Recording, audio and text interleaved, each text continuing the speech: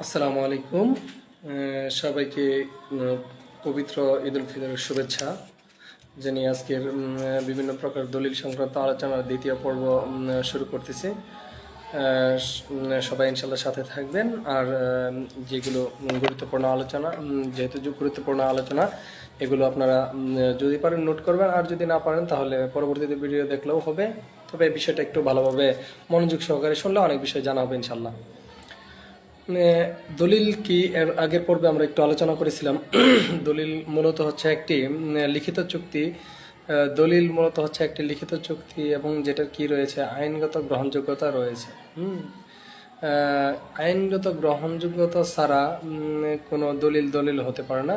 সেটা মূলত নন রেজিস্ট্রি দলিল হতে পারে। দলিল যদি রেজিস্ট্রি হয় বা রেজিস্ট্রেশন করা হয় তাহলেই কেবল আইনগত একটি বৈধতা রয়েছে বা আইনগত একটি গ্রহণযোগ্যতা রয়েছে।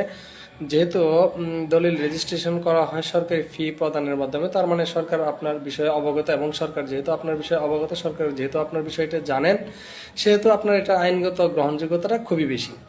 ঠিক আছে। এখন মূলত দলিল কিভাবে হয়? সম্পত্তি ক্রয় বিক্রয়ের ক্ষেত্রে দলিল হতে পারে, অথবা কোনো একটা বিষয়ে যখন কোনো চুক্তিনামা, লিখিত কোনো চুক্তিনামা হয় এবং সেটা যখন রেজিস্ট্রেশন করা হয়, সেটাও একটা দলিল রূপ ধারণ করতে পারে। এখন দলিলের কিছু, গত ক্লাসে বলেছিলাম, দলিলের কিছু মৌলিক বিষয় রয়েছে যেগুলো দলিলে উল্লেখ থাকে। তাই আমাদেরকে কোনো একটি চুক্তিপত্রকে, লিখিত চুক্তিপত্রকে দলিল রূপে গ্রহণ করতে হলে তার 4-5টা শর্ত বা 5-6টা শর্ত থাকতে হয়। তার ভিতরে ফার্স্ট একটা শর্ত হচ্ছে কি, ওই দলিলে বা ওই চুক্তিনামাতে, লিখিত চুক্তিনামাতে আপনার সম্পদের কি থাকবে? তফসিল থাকবে। সম্পদের পূর্ণাঙ্গ একটা বিবরণ থাকবে। এখন সম্পদের পূর্ণাঙ্গ বিবরণ কি? সম্পদের পূর্ণাঙ্গ বিবরণ হলো সম্পত্তির, যে জেলাতে আপনি দলিল করতেছেন, যে জেলাতে আপনি বসবাস করেন, বা যেই জেলার জমি নিয়ে আপনি এই চুক্তিনামা করতেছেন, সেই জেলার নাম, উপজেলার নাম, ঠিক আছে, মৌজার নাম, জেএল নাম্বার, ঠিক আছে, মৌজা, জেএল, এবং কি আপনার জমির খতিয়ান নাম্বার লাগবে, দাগ নাম্বার লাগবে, সম্পত্তিটা আপনার কি শ্রেণীর সম্পত্তি, শ্রেণীর বিবরণ, এবং কি আপনার জমিটা, আপনার কতটুকু জমি আপনি হস্তান্তর করলেন বা বিক্রি করলেন, এ সংক্রান্ত একটা তথ্য কি থাকে। একটা লিখিত চুক্তিনামায় যখন থাকে তখন দলিলের একটা শর্ত পূরণ করা হয়। এখন সকল লিখিত চুক্তিনামায় দলিল না, আবার সকল দলিলই একটা লিখিত চুক্তিনামা। ঠিক আছে। তাহলে বিষয়টা কি বললাম, যে সকল চুক্তিনামাই দলিল না, কিন্তু সকল দলিলই এক একটা চুক্তিনামা। কিসের জন্য বললাম? এটা হচ্ছে যে দলিল কোনো চুক্তিনামাকে যখন দলিল বলবেন, তার মানে ওটা আইনগত গ্রহণযোগ্যতা থাকবে। ঠিক আছে। আইনগত গ্রহণযোগ্যতার জন্য আপনার কি প্রয়োজন? রেজিস্ট্রেশন প্রয়োজন। বাট যখন কোনো চুক্তিনামা হয় একটা ব্যক্তির সাথে আরেকটা ব্যক্তির, কিন্তু সেটা কি না, রেজিস্ট্রেশন করা হয় নাই, তখন সেটা দলিল না, সেটা হচ্ছে একটা চুক্তিনামা। তাই দলিলকে যখন, চুক্তিনামাকে যখন আপনি দলিল রূপে গ্রহণ করবেন বা দলিল রূপে আপনি রূপান্তর করবেন, তখন ওটাতে আপনার সম্পদের বিবরণ থাকতে হবে। সম্পদের বিবরণের মধ্যে তাহলে কয়টা বিষয় বললাম? এক হচ্ছে জেলার নাম, উপজেলার নাম, মৌজা নাম্বার, জেএল নাম্বার, আপনার মৌজার নাম, খতিয়ান নাম্বার, দাগ নাম্বার, জমির শ্রেণী, জমির পরিমাণ, ঠিক আছে, এগুলো থাকবে। এবং কি ওখানে ওই সম্পত্তি কত টাকা দিয়ে আপনি হস্তান্তর করলেন বা কত টাকা দিয়ে আপনি চুক্তি সম্পাদন করলেন, ওইটার টাকাটাও কি করবে, এখানে উল্লেখ থাকবে। দ্বিতীয় কথা হচ্ছে যে এখানে গ্রহীতার পরিচয় থাকতে হবে। দুইটা পক্ষের মধ্যে আমরা জানি যে চুক্তিনামার যে বিষয়টা আছে, চুক্তিনামা মূলত দুইটা পক্ষের ভিতরে হয়ে থাকে। একটা পক্ষ হচ্ছে আপনার গ্রহীতা, অন্য একটা পক্ষ হচ্ছে কি, দাতা। এখন গ্রহীতার তথ্যের ভিতরে কি থাকবে? গ্রহীতার নাম থাকবে, একটা হুবহু এনআইডি কার্ড অনুযায়ী। আপনারা যারা নাকি দলিল করার ক্ষেত্রে অবশ্যই আপনারা একটা বিষয় একটু খেয়াল রাখবেন, সেটা হচ্ছে অবশ্যই যেন সেটা কি থাকে, আপনার এনআইডি অনুযায়ী থাকে। এনআইডি মানে জাতীয় পরিচয়পত্র, যেহেতু এখন ডিজিটালাইজেশন সিস্টেম, তার মানে এনআইডি নাম্বার সার্চ দিলে আপনার সব কিছু চলে আসে। এই জন্য আপনাকে কী করতে হবে? অবশ্যই এনআইডি অনুযায়ী কি করবেন, দলিলের নাম, পিতার নাম, মাতার নাম যা আছে হুবহু আপনি এভাবে দিবেন। ঠিক আছে। নাম, তাহলে আপনার নাম থাকবে, আপনার পিতার নাম থাকবে, আপনার মাতার নাম থাকবে, আপনার জাতীয় পরিচয়পত্র নাম্বার থাকবে, আপনার উপজেলা, জেলা, বর্তমান ঠিকানা এবং স্থায়ী ঠিকানা। গ্রহীতার নামের ক্ষেত্রে যা থাকবে, ঠিক দাতার নামের ক্ষেত্রেও কি থাকবে, একটা দলিলে তাই থাকবে। ঠিক আছে। তারপরে হচ্ছে আপনার সাক্ষী থাকবে দলিলে। মূলত আমরা অ্যাজ ইউজুয়ালি ভাবে দেখি যে আমরা মূলত 3টা সাক্ষী থাকবে বা 2টা সাক্ষী থাকবে। তাহলে দলিলে কাকে সাক্ষী করা যায়? দলিলে সাক্ষী করা যায় হচ্ছে আপনার টোটালি ভাবে দলিলে সাক্ষী করতে হয় মূলত যিনি দাতা তার খুব কাছাকাছি বা সন্নিকটে যারা আছে তাদেরকে আপনার সাক্ষী করতে হয়। ঠিক আছে। তার মানে আপনি যখন নাকি কোনো একটা দলিল করবেন, দলিল করার ক্ষেত্রে জরুরি হচ্ছে আপনাকে কি করতে হবে? সাক্ষী নিতে হবে। এখন সাক্ষী কাকে নেবেন? সাক্ষীর ক্ষেত্রে সবচাইতে ভালো হয় যিনি নাকি দাতা তার রক্তের সম্পর্ক যাদের সাথে আছে তাদের সাক্ষী নেওয়াটা সবচাইতে ভালো। ভাই এবং কি বোন অথবা আপন কাকা, আপন চাচাতো ভাই, ঠিক আছে, এদের ভিতরে থেকে সাক্ষী নেওয়া ভালো। কিন্তু আমরা যেগুলো দলিল বর্তমানে দেখি, এখানে দেখা যায় যে একজন ডিড রাইটার ইনি সাক্ষী হচ্ছেন বা আরেকজন ডিড রাইটারকে সাক্ষী করতেছেন, আরেকজন ভিন্ন একটা লোককে সাক্ষী করতেছেন। মানে কথা হচ্ছে যে করলেই হয়েছে, কিন্তু না। আসলে এখানে গুরুত্বপূর্ণ বিষয় হচ্ছে দলিল করার ক্ষেত্রে আপনাকে একটা বিষয় সবসময় মাথায় রাখতে হবে, আপনি এমন সাক্ষী এখানে আপনি স্বাক্ষর করাবেন বা এমন সাক্ষীর মাধ্যমে আপনি সাক্ষ্য গ্রহণ করাবেন যেই সাক্ষী ভবিষ্যতে এটা যেন সে তার কাছাকাছি না বলতে পারে যে আমি জানতাম না। ঠিক আছে। যেমন যখন বাবা জমি কাওলা দিবে তখন যদি তার সাবালক ছেলে থাকে, অবশ্যই সাবালক ছেলেকে সাক্ষী করা উচিত, যাতে উনি এটা কখনোই দাবি না করতে পারে যে আমার বাবা জমি বিক্রি করে গেছে কিন্তু আমি জানতাম না। ঠিক আছে। এটা একটা গুরুত্বপূর্ণ বিষয়। আবার দেখা গেছে যে আপনি বাবার কাছ থেকে জমি ছেলে ধরেন আপনার একজন আমার কাছ থেকে জমি নিচ্ছেন। এই ক্ষেত্রে আমার জরুরি কাজ হচ্ছে, আমার যেহেতু সন্তান ছোট, তার মানে আমার কাছ থেকে সাক্ষী চাইতে জরুরি হচ্ছে কি আমার বাবার। ঠিক আছে। আমার বাবার সাক্ষী নেবেন এবং কি আমার ভাইয়ের সাক্ষী নেবেন এবং কি আমার বোনের সাক্ষী নেবেন। এভাবে এরকম সাক্ষীগুলো নেওয়া উচিত। এরকম সাক্ষীগুলো নিলে হয় কি তার একটা জিনিস হচ্ছে যে, আচ্ছা একটু বলে রাখি, একজন বলেছেন যে আসসালামু আলাইকুম শেখুর চাচা, 17 বছরের বয়সের মেয়ে তার নিজ জমি বিক্রি করতে পারবে কিনা? আসলে হস্তান্তর আইন অনুযায়ী উনি যদি সাবালক না হয়ে থাকে, প্রাপ্তবয়স্ক যদি না হয়ে থাকে, তাহলে তার পক্ষে কোর্টের একটা অনুমতিপত্র নিয়ে তার গার্জিয়ান মা বাবা যিনি কোর্টে থেকে অনুমতিপত্র নিবে তিনি এই জমিটা বিক্রি করতে পারবেন। ঠিক আছে। ধন্যবাদ। যাই হোক, আমরা পূর্বের আলোচনায় ফিরে আসি। তাহলে সাক্ষী কাকে নেবেন? সাক্ষী নেবেন হচ্ছে তাহলে নিকটাত্মীয় লোকদেরকে কি করবেন? সাক্ষী নেবেন। নিকটাত্মীয় লোকদের সাক্ষী নিলে সুবিধা হচ্ছে যে তারা কখনো ব্লেম করতে পারবে না যে জমিটা বিক্রি হয়েছে কিন্তু আমি জানতাম না, এবং কি এটা মামলার উদ্ভবটা কম হয়। ঠিক আছে। তাই আমার মানে কি আমি ব্যক্তিগতভাবে পরামর্শ দেই যে অবশ্যই নিকটাত্মীয় লোকদের কি করবেন? সাক্ষী নেবেন। এখন আপনি যদি এরকম ভাবেন যে আমি জমি কিনলাম অন্য কেউ জানলো না, ঠিক আছে, এটার ক্ষেত্রে আপনিই ভবিষ্যতে পেছে পড়তে পারেন। ঠিক আছে। যার কারণে একটু নিকটাত্মীয়দের সাক্ষী নেওয়াটা ভালো। ঠিক আছে। অনেকে আছে যে চায় না যে নিকটাত্মীয়রা জানো, কিন্তু এটা আসলে উচিত না। কারণ সম্পত্তি কিনবেন, আপনি সম্পত্তি দলিল করবেন, অবশ্যই আপনাকে এখানে কি থাকতে হবে? ভ্যালিডিটি থাকতে হবে এবং কি কি পিউরিটি থাকতে হবে। ঠিক আছে। একদম স্বচ্ছভাবে আপনি জমি কিনবেন, কারণ বর্তমান ডিজিটালাইজেশন সিস্টেমে অবশ্যই আপনাকে জমি কেনার সময় একটা বিষয় মাথায় রাখতে হবে যে জমি কিনতেছি তার মানে আমাকে ভবিষ্যতে কি করতে হবে? এটা নামজারি করতে হবে। আর নামজারি করার ক্ষেত্রে সাধারণত স্বাভাবিকভাবেই আপনার কি হবে? অনেক কিছু যাচাই বাছাই হয়, যাচাই বাছাই ক্রমেই কিন্তু নামজারি হয়, যার কারণে আপনাকে অবশ্যই কি করতে হবে? সাক্ষী নিকটাত্মীয় রাখবেন। আচ্ছা, আরেকটা বিষয় হচ্ছে দলিল সম্পাদনের তারিখ। দলিল সম্পাদনের তারিখ বাংলা এবং ইংরেজি অবশ্যই দেখা খুব সূক্ষ্মভাবে বাংলা যেই তারিখে আপনি দলিল সম্পাদন করবেন ওই তারিখের বাংলা তারিখটা কত এটা একদম নিখুঁতভাবে দেখবেন, নিখুঁতভাবে দিবেন। ঠিক আছে। এটা একটু মানে জরুরি বিষয়। দেখা গেছে যে আমরা জাল দলিল যখন ধরি, যারা ভূমি অফিসে চাকরি করি, আমরা জাল দলিল কিভাবে ধরি? আমরা জাল দলিল ধরার ক্ষেত্রে একটা বিষয় দেখি যে বাংলা তারিখ আর ইংলিশ তারিখ ঠিক আছে না, ফার্স্টে আমরা এটা দেখি। ঠিক আছে। এবং কি অনেক দলিল আমরা এরকম পাইছি যে আপনার জাল দলিল হিসেবে আমরা এটা ফার্স্টের একটা স্টেজ মানে আর কি পরীক্ষা করে আমরা ধরে ফেলছি। ঠিক আছে। এক্ষেত্রে দলিলের ক্ষেত্রে আপনাদেরকে অবশ্যই কি করতে হবে? বাংলা তারিখ এবং ইংলিশ তারিখটা কি করতে হবে? একদম ম্যাচিং, মানে সঠিক যেন হয় সেটা অবশ্যই আপনারা কি করবেন? দেখে তারপর দলিল সম্পাদন করবেন। এখন দলিল সম্পাদনের পর আপনার কাজ হচ্ছে কি? দলিলটা কি করা? সঠিক মূল্য দিয়ে রেজিস্ট্রেশন করা। ঠিক আছে। এটা নিয়ে গত ক্লাসে বলা হয়েছিল, গত একটা আলোচনা করা হয়েছিল। এর আগের আলোচনা যদি আপনারা দেখেন আমাদের ইয়াতেই আছে, ফেসবুক ইউটিউব চ্যানেলেও আছে এবং কি আপনার এখানেও আছে, ফেসবুকেও আছে। ঠিক আছে। দলিল মূলত দলিলের আপনার নামজারি কেন গুরুত্বপূর্ণ, এইসব বিষয়ে বিভিন্ন আলোচনা করা হয়েছে। যাই হোক, আমরা গত একটা বিষয় আলোচনা করেছিলাম যে সাবকাবলা দলিল কি, দানপত্র দলিল কি, হেবা দলিল কি। এবার আমরা যে বিষয়টি একটু আলোচনা করব যে আপনার এওয়াজ বদল দলিল বা এওয়াজ পরিবর্তন দলিল। এওয়াজ বদল দলিল বা এওয়াজ পরিবর্তন দলিল মূলত হয়, এটা কি জিনিসটা?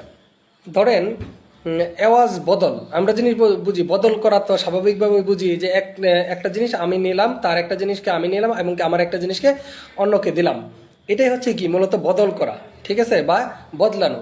তো এই ক্ষেত্রে এওয়াজ বদল দলিলটা কি? এওয়াজ বদল দলিল হচ্ছে আপনার এমন একটা দলিল যে আপনি কি করবেন, আপনি একই সম্প্রদায়ের হইতে পারেন, ভিন্ন সম্প্রদায়ের হইতে পারেন, অথবা আপনি মনে করেন যে একই বংশের হইতে পারেন, অথবা অন্য কোনো বংশের লোকের সাথে হইতে পারেন, মানে এটা কোনো ডাজেন্ট ম্যাটার, ঠিক আছে। মূলত হচ্ছে কি করবেন, আপনি বদল করবেন, ঠিক আছে।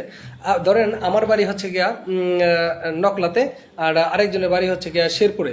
আমরা আমার জমি আছে শেরপুরের জায়গাতে, মানে যিনি দুইজনে আমরা এওয়াজ বদল করব যে তার বাড়ির কাছে আমার জমি আছে, আবার আমার বাড়ির কাছে তার জমি আছে। আমাদের কাজ কি, যে না আমরা কি করলাম, যে আমার যে জমিটা আমার আছে তোমার এখানে, তোমাকে আমি ওটা দিয়ে দিই, তুমি আমারটা দিয়ে দাও। এটার জন্য আমরা কি করব, একটা লিখিত চুক্তিনামা করব, যে কি করব, আমার ওই জমির মধ্যে কোনো শর্ত থাকবে না, আমি তোমাকে এই কারণে এটা দিয়ে দিলাম, ঠিক আছে, এই সুবিধা বিভিন্ন বিষয় উল্লেখপূর্বক আমি কি করব, তোমার সাথে জমিটা আমি কি করব, বদল করব, ঠিক আছে। এইসব বিষয় লিখে হায়রা যখন নাকি চুক্তিনামা তৈরি করবেন, এবং কি এই চুক্তিনামা যখন নাকি কি করবেন, আপনি রেজিস্ট্রেশন করবেন সাব রেজিস্ট্রার সাহেব দ্বারা, তখনই এটা কি হয়ে যাবে, একটা এওয়াজ বদল দলিল হয়ে যাবে। এওয়াজ বদল দলিলের ক্ষেত্রে সবচাইতে গুরুত্বপূর্ণ বিষয় হচ্ছে অবশ্যই দুইজনেরই কি করতে হবে, সম্পদ থাকতে হবে, দুইজনেরই কি করতে হবে, সম্পদ থাকতে হবে।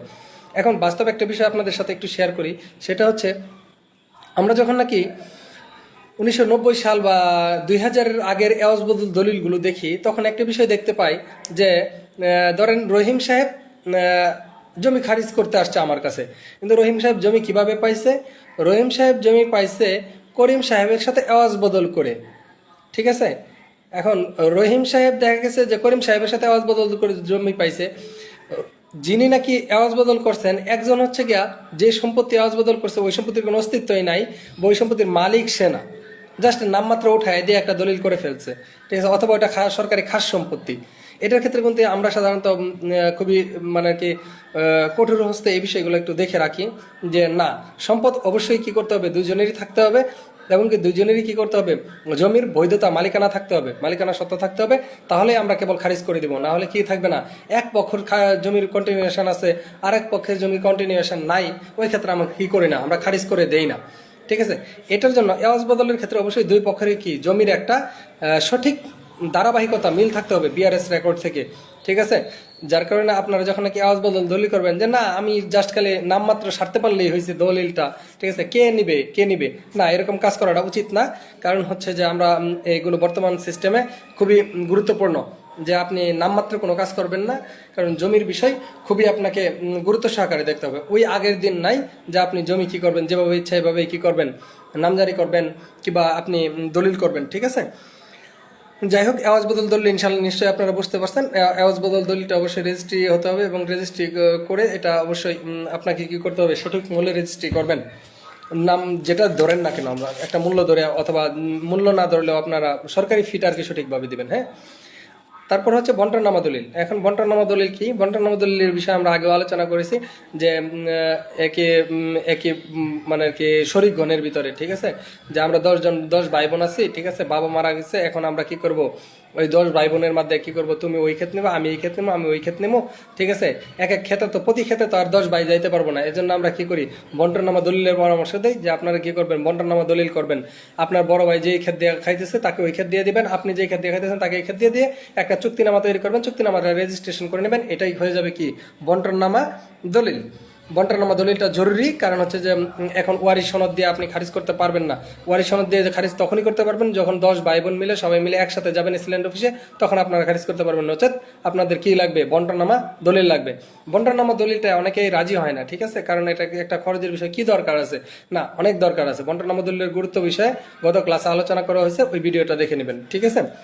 ওসিয়তনামা দলিল কি? এখন ওসিয়তনামা দলিল হচ্ছে গিয়া, ধরেন কোনো একজন ভদ্রলোক, তার 3 জন ছেলে মেয়ে আছে, উনি কি করবেন, মারার আগে মানে উনি হয়তো অসুস্থ হয়ে পড়ছেন, গুরুতর কোনো অসুস্থ হয়ে পড়ছেন, সে তার বড় সন্তানকে ওসিয়ত করলো যে এই সম্পত্তিটা কি করবা, এই সম্পত্তি ওসিয়তনামা হিসেবে তাকে এই সম্পত্তিটা দিয়ে গেল। এখন মূল কথা হচ্ছে, যিনি নাকি যাকে ওসিয়ত করা হইলো, ঠিক আছে, ইনিই মূলত মালিক, কিন্তু অন্য যে 2 ভাই আছে তারা কি তাহলে মালিক হবে না? না, তারাও হবে মালিক। এই দুই ভাই যদি কোনো দাবি না থাকে, ওই ক্ষেত্রে ওসিয়ত যিনি পাইলো সেই সম্পূর্ণ জমির মালিক। কিন্তু তারা দুই ভাই যদি দাবি করে, ওই ক্ষেত্রে তারা কি পাবে? 3 ভাগের 2 ভাগ তারা পাবে, 1 ভাগ যিনি ওসিয়ত পাইলো সে পাবে। এখন সেটা যদি ওসিয়তনামা কি শুধু নিজের লোকের মাধ্যমে হয়? না, সে তৃতীয় কোনো ব্যক্তির মাধ্যমে ওসিয়ত করতে পারে। যে কোনো একজন গ্রামের চেয়ারম্যান সাহেবকে ওসিয়ত করে গেল, ঠিক আছে, বা মেম্বার সাহেবকে ওসিয়ত করে গেল যে আমার এই সম্পত্তির মালিকানা তোমার কাছে ওসিয়তনামা করে গেলাম, ঠিক আছে। এখন তার সন্তানরা যদি দাবি তুলে, তাহলে তারা কি পাবে? 2 ভাগ পাবে, এবং ওই চেয়ারম্যান সাহেব পাবে 1 ভাগ, ঠিক আছে। তার বিভিন্ন, এটা মূলত হিন্দুদের ক্ষেত্রে হয়, অনেক সময় দেখা যায়, এগুলো কম রেয়ার, ঠিক আছে, যে তার শ্রাদ্ধের জন্য বা তার আত্মার শান্তির জন্য, ঠিক আছে, এরকম দলিল হয়ে থাকে, ঠিক আছে। তো ওসিয়তনামা দলিল আমাদের মোটামুটি একটা প্রচলিত দলিল, ঠিক আছে। আরেকটা দলিল হচ্ছে আপনার বায়নানামা দলিল। বায়নানামা দলিলটা কোনটা? বায়নানামা দলিল হচ্ছে, ধরেন রাজস্ব আদায়ের জন্য রাজস্ব অফিসার কর্তৃক, ঠিক আছে, যখন আপনার বিরুদ্ধে সার্টিফিকেট মোকদ্দমা করা হয়, আপনি ভূমি উন্নয়ন কর দিচ্ছেন না বা খাজনা দিচ্ছেন না, তখন এই জমিটা আপনার কি করা হয়? ক্রোক করা হয়, আবার এটা নিলাম করা হয়।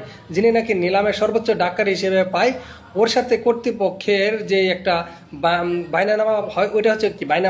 বায়নাপত্র, ঠিক আছে, বায়নানামা দলিল, সরি বয়নানামা দলিল, ঠিক আছে। যার কারণে আপনাকে বয়নানামা দলিলের ক্ষেত্রে মূলত হয় কি, আবার অনেকে হয় কি, যে আপনার আমি এখন কিছু টাকা দিচ্ছি তোমাকে, আর 2 মাস পরে আর বাকি টাকা ক্লিয়ার করব, ঠিক আছে। কিন্তু তারা কি করে, জমি দখল টখল সবই বুঝে নেই, বাকি টাকাগুলো আর কি কিছু পরে দিয়ে টোটাল দলিলটা সম্পন্ন করবে। ওইটার ক্ষেত্রেও কীরকম হয়, এরকম বায়নানামা দলিলের একটা প্রচলন রয়েছে, ঠিক আছে। আবার দখলনামা দলিল হয়। দখলনামা দলিল হচ্ছে, ধরেন আপনি কোনো একটা সম্পত্তি প্রিএমশন টেনশন বা কোনো একটা সম্পত্তি মোকদ্দমা আমলে আপনি কি করলেন, দখল পাইলেন। দখল পাওয়ার পরে আপনি কি করবেন? দখল পাওয়ার ভিত্তিতে দখল গ্রহণ এবং দখল যে আপনি পাইলেন, এটা তো আপনাকে কেউ না কেউ, একজন নির্বাহী ম্যাজিস্ট্রেট বা আদালত কর্তৃক আপনাকে দখল বুঝাই দেওয়া হয়েছে। এটার ক্ষেত্রে আপনার সাথে একটা, আপনি যে দখল পাইছেন, দখলের একটা কাগজ দেওয়া হয়। এটা একটা কি, এটারও একটা গ্রহণযোগ্যতা রয়েছে, যেটা নাকি কি দখলনামা দলিল হিসেবে আপনার ব্যবহার করা হয়, ঠিক আছে। আরেকটা হচ্ছে আপনার বেনামি দলিল, ঠিক আছে। বেনামি দলিলটা কোনটা? বেনামি দলিল হচ্ছে, যেমন মনে করেন যে আমরা জানি যে সালমান এফ রহমান অনেক সম্পদের মালিক, হ্যাঁ। এই সালমান এফ রহমান সাহেব কি করলেন, উনি নিজের নামে এখন আর সম্পত্তি কিনবেন না। সে কি করবেন, তার নিকটাত্মীয় বা অন্য কারো নামে সম্পদ কিনবেন, ঠিক আছে, বেনামে সম্পদ কিনবেন। বেনামে সম্পদ কিনে উনি একটা দলিল করে ফেলবেন, ঠিক আছে। মূলত জমির টাকা পয়সা সবই উনি দিছে, কিন্তু তার নিকটাত্মীয় কাউকে সে কি করলো, তার নামে দলিল করলো, ঠিক আছে। তাতে কি হবে, ওইটা হচ্ছে কি একটা বেনামি দলিল, ঠিক আছে, যে মূলত গ্রহীত হচ্ছে কি সালমান এফ রহমান, বাট রেজিস্ট্রেশনের নাম হয়েছে কি আরেকজনের নিকটাত্মীয় কারো। ওটা হচ্ছে কি মূলত বেনামি দলিল আর কি, ঠিক আছে। যাই হোক, সবাইকে ধন্যবাদ। আর আমরা সামনের ক্লাসে আলোচনা করব ভূমি উন্নয়ন কর, কোন সম্পত্তির কর কত টাকা, বা ভূমি উন্নয়ন কর বা জমির খাজনা কত টাকা।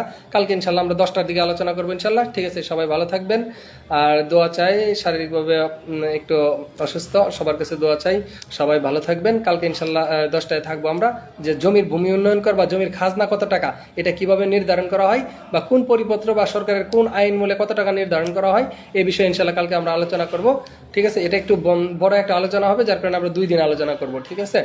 ইনশাল্লাহ সামনে আগামীকাল 10টায় ইনশাল্লাহ থাকবেন সবাই। জি, ধন্যবাদ। আসসালামু আলাইকুম।